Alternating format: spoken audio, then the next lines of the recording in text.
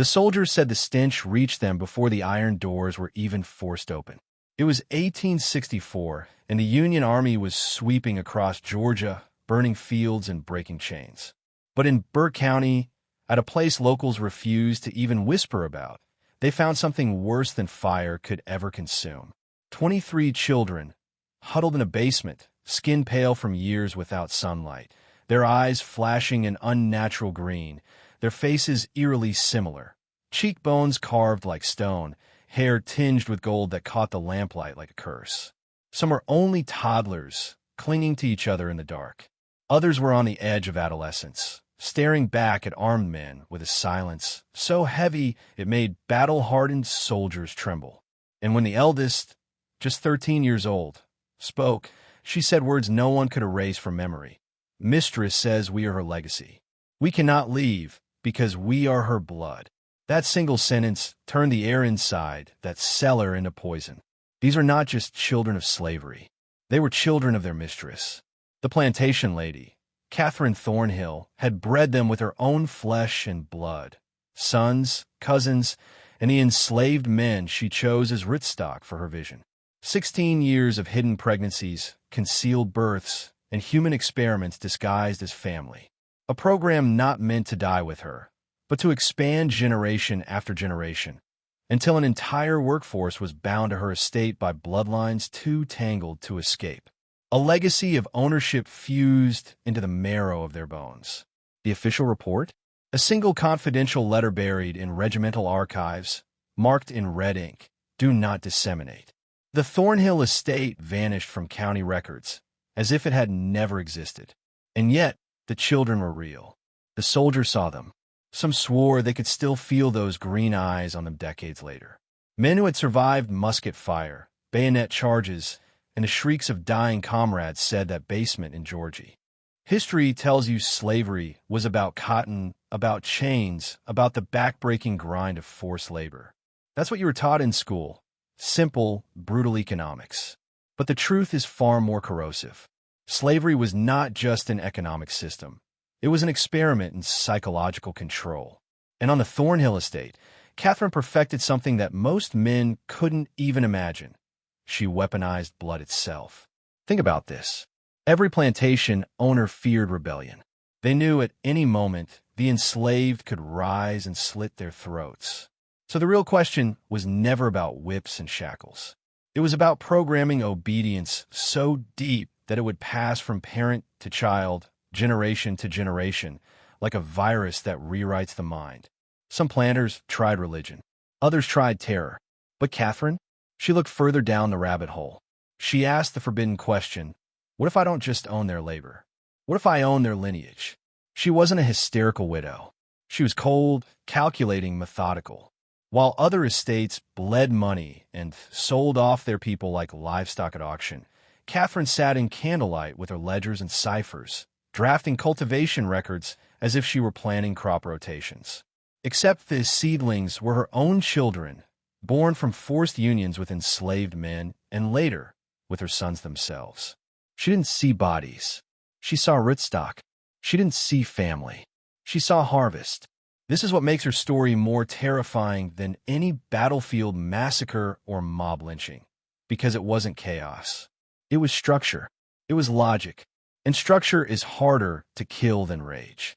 Catherine knew that if her descendants carried her blood, they would never be fully free.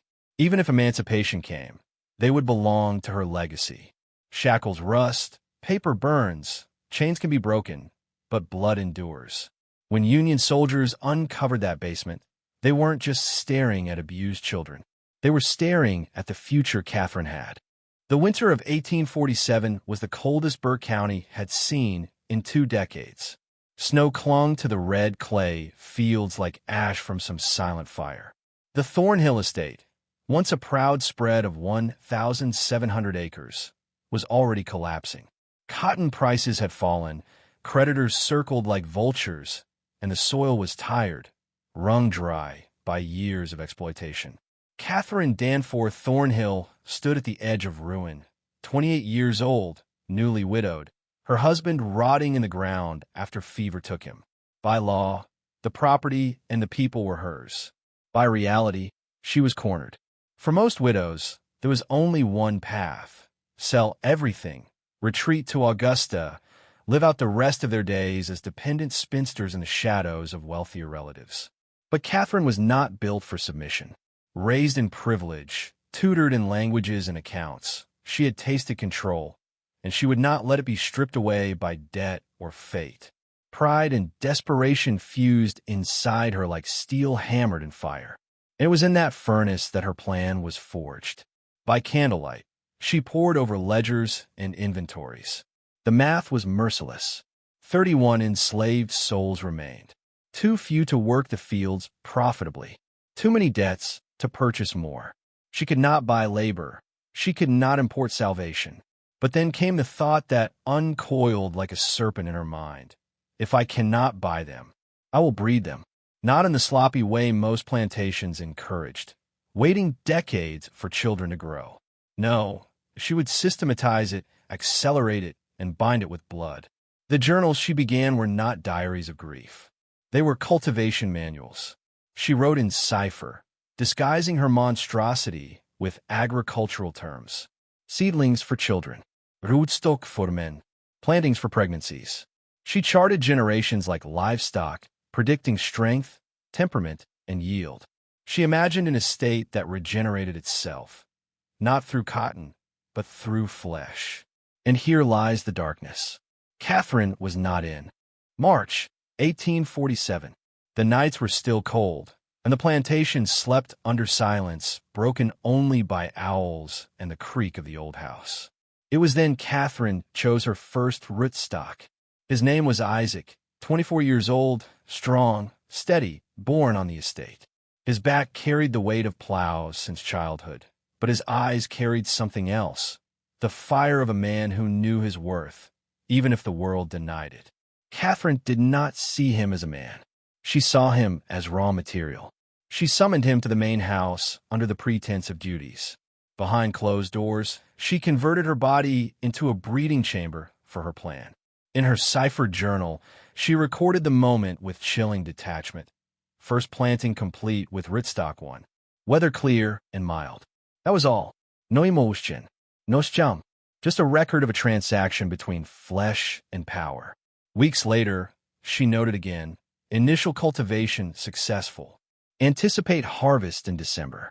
That harvest was a child, her first seedling born not of love or family, but of a woman who believed she could redesign humanity on her terms. But someone was watching. Richard Thornhill, her 16-year-old stepson. Bookish, withdrawn, more at home in the dusty library than in the fields. He had always hated her, resented her intrusion into his father's legacy. But now, he noticed something more sinister. His stepmother no longer rode out in the mornings. She took her meals in private. She dismissed servants who had served the family for years. And then, late one night, Richard overheard her whispering with the midwife, speaking of a pregnancy she claimed was her late husband's. Richard knew this was impossible. He had sat beside his father's deathbed, weak, delirious, incapable of such intimacy. The arithmetic didn't lie. Catherine was carrying another man's child. But Richard's mind couldn't grasp the full scope of her plan, at least not yet. He only knew something foul was happening, something that mocked the memory. By August of 1847, Richard could no longer ignore the storm gathering inside the house. His stepmother's stomach had begun to swell, though she concealed it beneath dark gowns and excuses of illness. Rumors whispered among the enslaved, and even the overseer avoided asking questions. But Richard's suspicion sharpened into certainty when he stumbled upon her journal. She kept it locked in a small drawer of her writing desk. An ordinary leather book, its pages filled with neat columns of symbols and strange substitutions. Richard had always been drawn to puzzles, and with the quiet obsession of a boy desperate for truth, he cracked her code in 3 days. What he uncovered was no diary of grief, no mourning widow's ramblings. It was a blueprint of horror. Every page turned his blood to ice. Catherine had given her children agricultural names, seedlings, plantings, rootstock. She described Isaac not as a man, but as a specimen, detailing his height, his musculature, even his temperament under duress. She calculated timelines for pregnancies, harvest schedules of birth, projections of how many descendants could be produced within 20 years. She drew charts like breeding manuals for livestock, pairing offspring with future mates, binding generations into a cycle of captivity. Richard's hands shook as he translated her cipher into plain English. He read of her intent to raise these children with better rations and gentler treatment, not out of mercy, but to secure their loyalty. He read her chilling hypothesis that if enslaved children knew their blood was shared with a mistress, they would never fully rebel, because rebellion would mean betraying themselves. At 16, Richard understood enough to know this was monstrous. He considered taking the journal straight to the lawyer in town or writing to his grandfather in Augusta. But Catherine anticipated betrayal. At dinner one night, she looked across the table with those cold green eyes and said softly, by September of 1847, Richard's body had become a battlefield. At first, it was exhaustion, an unusual weariness that settled in his bones by mid-afternoon. Then came the headaches, sharp and pounding, like a blacksmith hammering behind his eyes. Soon, even food betrayed him.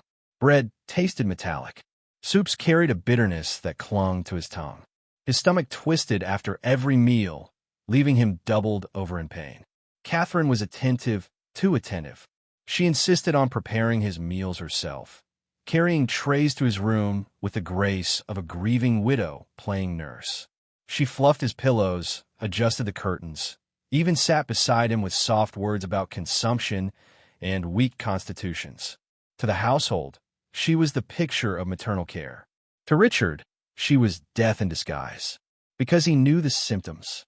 In the dim library, among old medical texts, Richard had once read about arsenic, a powder favored by poisoners for centuries. Odorless, tasteless to the unsuspecting, its effects easily mistaken for natural disease. Fatigue, digestive torment, muscle weakness, wasting away, the very pattern now devouring him.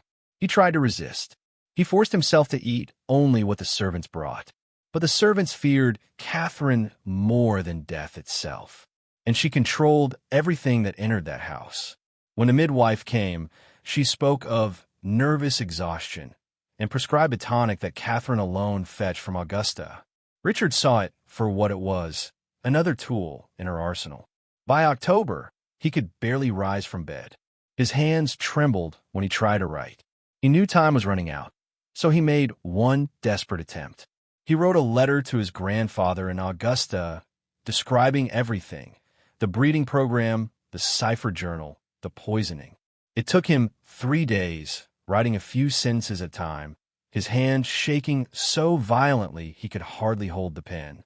He sealed it and entrusted it to a young servant girl named Pearl Beggy. For days after Richard's burial, the house that had echoed with grief filled instead with the cries of a newborn. Catherine gave birth to a healthy son, ruddy, loud, vigorous. She named him Jonathan, after her late husband, to cloak him in legitimacy. To outsiders, she claimed the child had been born prematurely, conceived in January before Jonathan Thornhill's fever confined him to bed. Few questioned her. In Burke County, no one wanted scandal attached to their own door. It was easier to nod politely, to offer condolences, to pretend the arithmetic of conception did not exist. But inside that house, everyone knew. The enslaved men and women saw the truth in the boy's features, in the pale green eyes that mirrored Catherine's own. They whispered in the quarters of what this meant, of what this child represented. Not only a master's son, but the seed of something darker, a bloodline tethering them to their oppressor in ways they could never sever. Isaac the rootstock said nothing. Silence was survival. Catherine, however, wasted no time. She began recording harvest notes with clinical precision. The child's weight, his feeding schedule, even his temperament were charted like a breeder tracking livestock. Seedling 1 vigorous. Growth satisfactory. Potential for strong yield. These were not words of a mother. They were the cold calculus of a woman who saw herself as architect of a living machine. What most planters saw as chance, Who married whom? How many children survived infancy? Catherine sought to control. She planned matches years in advance, pairing her own descendants with carefully selected partners from the quarters. It was selective breeding in its purest, cruelest form, with human beings reduced to the language of genetics before the science of genetics even existed. And she did not stop at Isaac. Within months, she selected others, men of strength, women of fertility. She summoned them to her chambers under the cover of night, entering their names. By 1849, the Thornhill estate no longer resembled a farm. To neighbors, it still looked like a plantation. Fields of cotton stretching across the horizon, cabins in neat rows, smoke from the kitchens drifting into the sky. But to those trapped within, it had become something else entirely. A laboratory of flesh, a breeding mill. Catherine moved with the precision of a scientist. She reorganized the slave quarters into wards, grouping men and women not by family ties, but by her own breeding charts. Couples were separated if their union did not serve her design. Children were taken from mothers to be raised in carefully selected environments, where loyalty could be shaped like wet clay. Every pregnancy was monitored, every birth recorded, every child assessed. She wrote it all in her ciphered journals. Her language now, so refined it read like a manual for agriculture, except the crops were human. The overseer, once a man of whip and lash, found his role altered. Catherine forbade indiscriminate cruelty. Whippings, she decreed, weakened the yield. Starvation reduced fertility. Instead, rations were improved, punishments replaced with isolation or reassignments. To outsiders, it looked almost benevolent. Visitors remarked that the Thornhill slaves seemed well kept, even healthier than on other estates. But this was not kindness. It was control. Catherine did not want rebellion. She wanted obedience baked into the blood. The children were the key. From the moment they could speak, they were taught songs and stories of the Thornhill name, of loyalty to their mistress, of their place in the family. And the lie was deeper still. Catherine whispered into ears that some of them were her blood, kin-bound not just by law but by veins. In time, those whispers became truth in the minds of children too young to resist. They grew into bonds tighter than chains. Meanwhile, Catherine's journals reveal chilling expansions. She began cross-referencing traits, stamina, obedience. The year was 1851, and the Thornhill estate pulsed like a hive. Infants cried in near unison from the quarters. Young boys herded into fields under careful eyes. Women swollen with pregnancy moved slower beneath the sun. To the untrained glance, it was ordinary plantation life. But beneath the rhythm of work and birth, something was stirring, something Catherine could not chart in her journals. It began as whispers, a phrase repeated at night when children slept. We remember. Passed from old tongues to young ears, the words became a quiet oath. Those who spoke it refused Catherine's lies about family ties, refused to accept that loyalty could be bred like muscle or bone.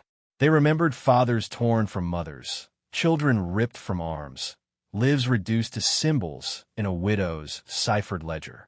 Isaac, the first rootstock, carried the heaviest silence. For years he had endured, his body used, his children claimed, his name erased. He had become a ghost in his own skin. Yet among the people, his endurance made him more than a man.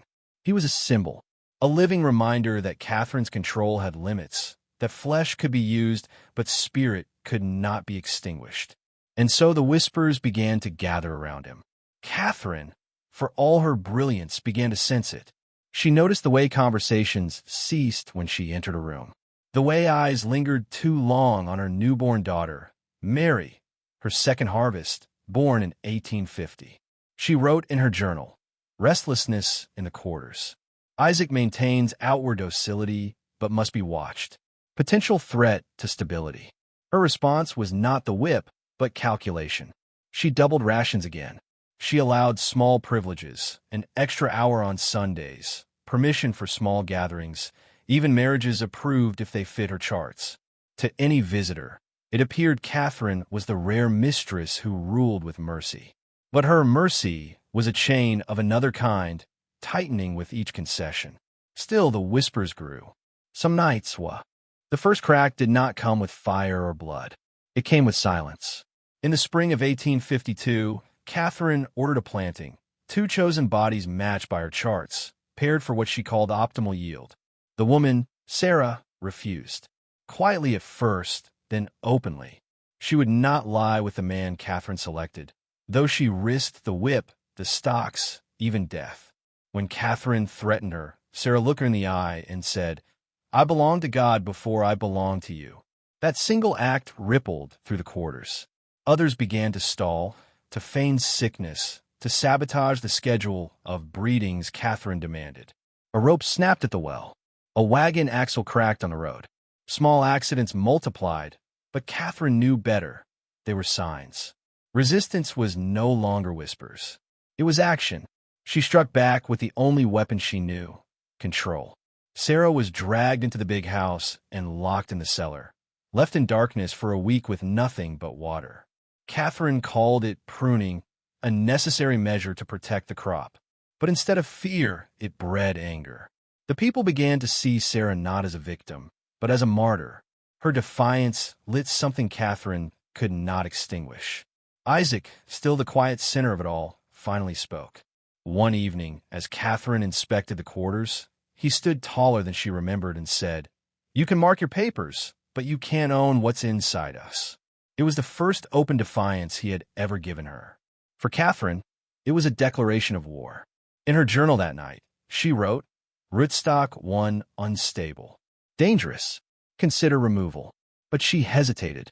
Isaac was too valuable. His strength, his bloodline, his children already seeded through the estate. To destroy him would mean tearing at the very foundation of her project. And so she let him live, even as his defiance spread like wildfire through the quarters. Neighbors began to whisper, too. They noticed the Thornhill slaves were restless, harder to con. The night of July 4th, 1852, was supposed to be a celebration. Catherine held a gathering at the big house for neighboring planters. Wine, music, fireworks over the river. Guests remarked on the estate's prosperity, envied her apparent immunity to the ruin sweeping through Georgia. Catherine wore a silk gown the color of blood and smiled as if her kingdom were eternal. But in the quarters, another kind of gathering took shape. While the masters toasted, Isaac and a circle of men and women moved through shadow. Tools had been hidden for weeks. Axes buried beneath wood piles, knives smuggled from the kitchen, even shards of glass wrapped in cloth. The children were hushed and told to sleep. Tonight was not for them. Tonight was for freedom or death. It began with fire. 2 cabins at the far edge of the property went up in flames, their orange glow rising into the night sky. The guests gasped, thinking at first it was a spark from the fireworks. Then came the screams.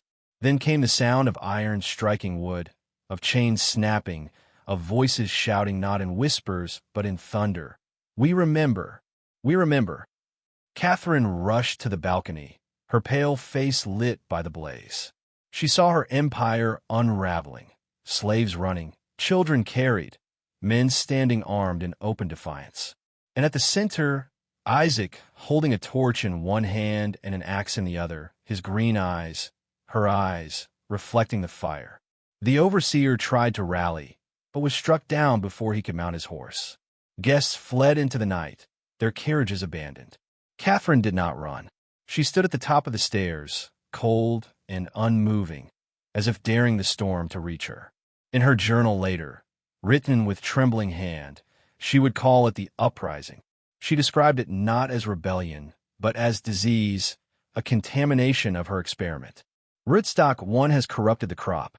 Fire spreads through the orchard. Immediate quarantine required. But in truth, she was shaken. For the first time, her contract.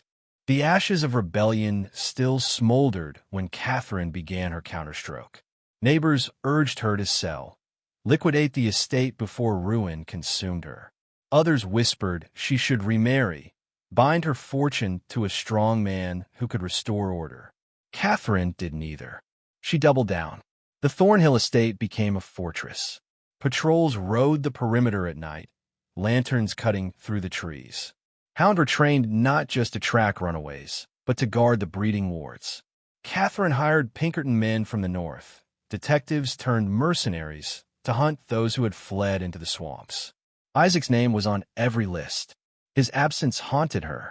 Rootstock 1 was both her greatest creation and her greatest failure, and until he was recaptured, her empire remained unfinished. Inside the quarters, life grew harsher. Catherine abandoned her merciful policies.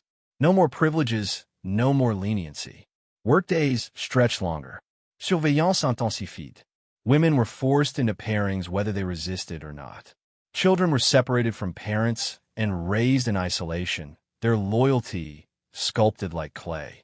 She rewrote her journals with ruthless clarity. Sentiment weakens yield. Fear enforces obedience. All variables must be controlled. She also began experimenting with what she called selective culling. Those who resisted, like Sarah, the woman who once refused her breeding order, were not merely punished. They were erased, removed from the charts, their bodies disposed of quietly, their names forbidden to be spoken. Catherine called it pruning. The quarters called it murder. Visitors to Thornhill were unsettled by the change. They found Catherine harder, thinner, her eyes sharper than ever. Some whispered that grief over her son's death and her late husband had finally broken her mind. Others marveled that her estate, while surrounded by failing plantations, somehow endured. Few dared probe too deeply. What they saw were healthy children, strong workers, and The winter of 1858 was brutal, the kind of cold that stiffens bone and slows the blood. Yet across Burke County, whispers moved like fire through dry grass. Isaac was alive. They said he had not died in the swamps, as Catherine insisted. They said he had found shelter among maroons, runaway communities hidden in the tangled wetlands where even bloodhounds lost the scent. Some claimed he was seen near Savannah, moving at night, guiding fugitives northward. Others swore he had joined rebels in Florida, training in secret for a war that had not yet come. His figure became legend, broad-shouldered, green-eyed children hidden in his shadow, a man marked by the plantation, yet unbroken by it. For those still trapped on Thornhill Estate, Isaac's survival was more than rumor. It was prophecy. Songs in the fields carried his name. Rhythms on the drum skin spoke of return. Mothers told their children, "The master's blood cannot cage your spirit. One day the chainbreaker will come." Even Catherine's own offspring, those pale, sharp-eyed children she raised in guarded nurseries, heard Isaac's name whispered like a curse and a promise. Catherine sensed it. She could smell rebellion in the air. Her journals from that year turned frantic. She wrote of contamination, the fear that her children, bred to loyalty, might inherit the rootstock's defiance instead. She ordered harsher discipline, demanded loyalty oaths from overseers, and doubled the patrols. But fear is not loyalty. Control enforced with terror breeds cracks no whip can seal. One night, a new rumor spread. Isaac had been seen not in distant swamps, but near Thornhill itself. A shadow at the tree line, a whispering voice in the quarters. No overseer caught him, no hound cornered him, but the stories multiplied. He was watching, waiting, choosing the moment to strike. To the enslaved, Isaac became more than a man. He became the embodiment of vengeance, proof that the mistress's empire could be broken. To Catherine, he was a. By 1860, Catherine's empire had reached its cruel zenith. Dozens of children bore her blood, raised like living assets, schooled in obedience, conditioned to believe their purpose was service. She called them her legacy. But the stronger they grew, the more she realized that control of the body does not guarantee control of the mind. Her eldest son, Jonathan, named for the husband she buried years before, was now 12. Tall, pale with her sharp green eyes. He was meant to be proof of her genius, the heir who embodied both master and slave, the bloodline that erased the difference. Yet Jonathan had questions his mother despised. "Why do the others whisper when they see me?" he asked once. Why do they look at me as if I belong to them too? Catherine answered with icy certainty. Because you are their ruler. Never forget it. But Jonathan did forget, or perhaps he never believed it. When he slipped away from his lessons, he spent time among the children in the quarters, listening to their songs. And in those songs, he heard a name, Isaac. The younger ones told him stories in hushed tones of a man who would one day return to break chains, a man who had stood against his mother and lived. At first, Jonathan dismissed it as childish fantasy. But then came the carvings, marks etched into trees near the riverbank, initials that only someone with knowledge of Thornhill could make. Jonathan traced them with trembling fingers. The pattern formed a message, still watching. He confronted his mother once, a flicker of rebellion breaking through his carefully drilled obedience. "Who is Isaac?" he asked. Catherine's face froze. For a long moment, she said nothing, and then her voice came cold as steel. "A ghost. Ghosts have no power unless you feed them with belief. Speak his name again, and you will regret it." But Catherine's silence betrayed her. Jonathan felt it. His mother feared this Isaac more than she feared creditors, more than she feared war, more than she feared. In 1861, the first cannons thundered over Fort Sumter, and the South spiraled into war. Plantations across Georgia braced for upheaval. Some rallied to the Confederate cause, others feared collapse. But at Thornhill, Catherine welcomed the chaos like a gambler welcomes fresh cards. War, to her, was opportunity. Men left their estates for the battlefield, leaving women and children to fend for themselves. Overseers were conscripted. Crops rotted in fields. Yet Catherine, who had long abandoned the cotton trade as her estate's lifeblood, saw her legacy ripen instead. Her breeding program provided a self-renewing labor force. Where neighbors lost workers to escape or conscription, she retained hers because they were hers in blood. Or so she believed. She even offered her children, her hybrid offspring, as proof of a Southern solution to labor shortages. "Why purchase slaves?" she reportedly told a visiting planter, "when one can grow them, loyal from birth, incapable of treachery?" The visitor, unsettled, never returned. But the war brought cracks no ledger could mend. News of Union victories crept into the quarters, carried by travelers, whispered through chains of rumor. Songs once coded for hope now rang openly with defiance. The name Isaac returned in full force, no longer a ghost, but a herald of liberation. To many, he became a symbol not just of Thornhill's rebellion, but of the war itself. The North was Isaac, and Isaac was freedom. Jonathan, now 13, absorbed these currents like lightning through a tree. His questions deepened. His loyalty frayed. He began to sketch maps of the estate from memory, passing them secretly to other children. When Catherine discovered one, she burned it, then struck him across the face for the first time. The welt burned, but the fire in his eyes burned hotter. Meanwhile, rumors spread that Isaac had been seen among Union scouts near the Savannah River. Some said he was guiding soldiers through the swamps, offering them path. By 1864, Sherman's march had turned Georgia into a graveyard of plantations. Columns of Union troops moved like iron jaws, devouring everything in their path. Railroads ripped from the earth, cotton fields set ablaze, mansions left in ruin. And all the while, Thornhill sat like a fortress, untouched, waiting for the storm. Catherine knew they were coming. The sound of war carried on the wind, distant thunder that grew louder with each week. Some planters fled with their families, abandoning homes to the advancing army. Others buried silver, hid ledgers, prayed for mercy. Catherine did none of this. She did not run. She prepared. Her journals from this year are the most chilling of all. She wrote of sealing the legacy, ensuring her children would never be taken, never be freed. She spoke of the Iron Womb, a basement chamber beneath the estate house, reinforced with locks and bars. There, she gathered the children she had bred across nearly 2 decades.